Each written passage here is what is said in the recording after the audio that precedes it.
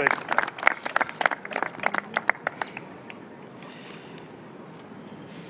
Good morning. It is a pleasure to be together here in Central Park in the heart of Manhattan.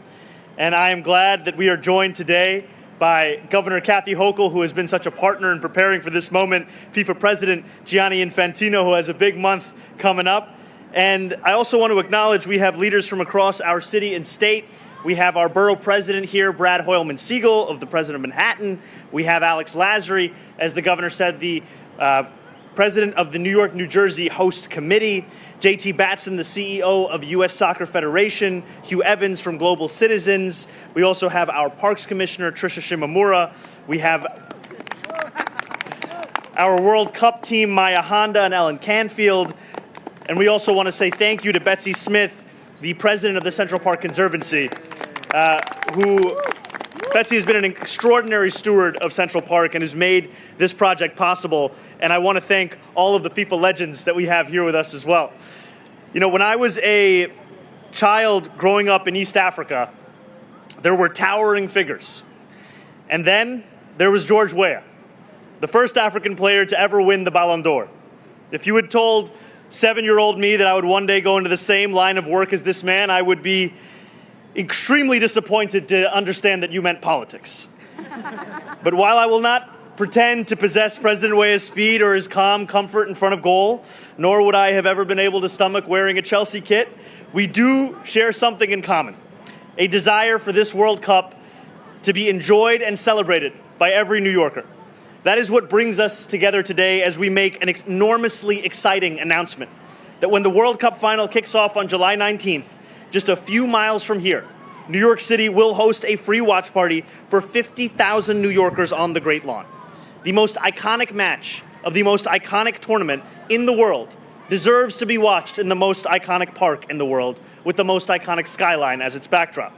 And in a moment where sports experiences and memories they create have grown increasingly unattainable for working people, we will make this viewing party 100% free.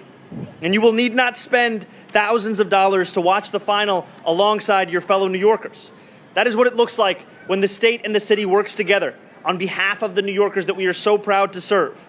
And it is proof that government can not only deliver services that measurably improve New Yorkers' lives, but also can do its part to deliver joy as well. And just in the language of delivering joy, I do also want to say thank you to the child who let my shot go into the goal when we were taking our kicks. I know that it was actually straight down the middle.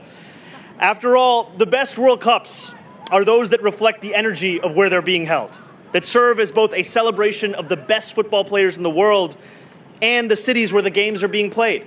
I will always remember being 18 years old and watching the 2010 World Cup with friends in Durban, South Africa.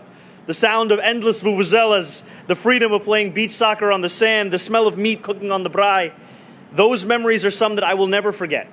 And with this watch party, we will create those same memories for the next generation of New Yorkers. And we will do so by bringing out the best that our city has to offer.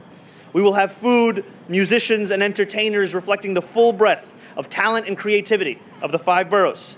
Tickets will be available, as the governor said, beginning this Thursday at 10 a.m.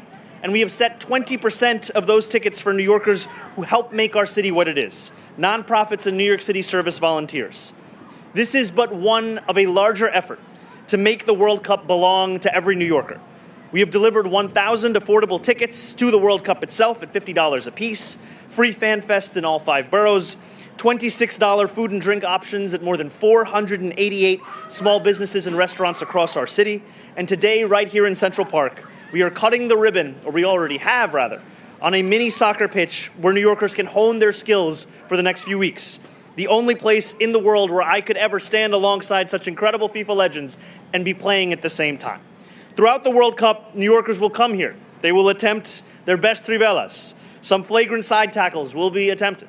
Please, no two-footing here. And someone will try to imitate Bukayo Saka and then realize that no one can in fact imitate Bukayo Saka.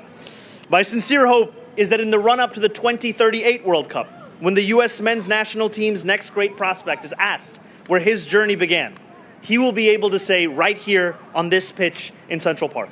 I will close with this. One of the great injustices in football history is that President Weah never got to compete in a World Cup. And while we cannot go back in time and provide Liberia with the 1 point they needed in 2002, we will do the next best thing. We will make this World Cup one that as many people as possible can participate in. I want to say thank you to everyone who shares that same mission, all those who have done so much to make the world's game belong to the world. Now,